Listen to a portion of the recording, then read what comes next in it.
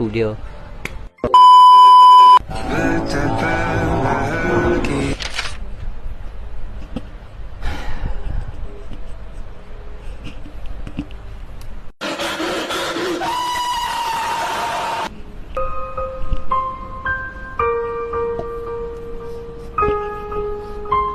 Konti-konti macam ni lah aku cuba elokkan.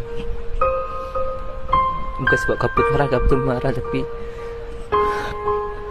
hormatlah kami kepada orang yang ada awet, yang couple bercinta. Hormatilah kami insan-insan yang hormatilah kami walaupun sedikit. Kami punya hati dan perasaan dalam pepuh amat macam ni.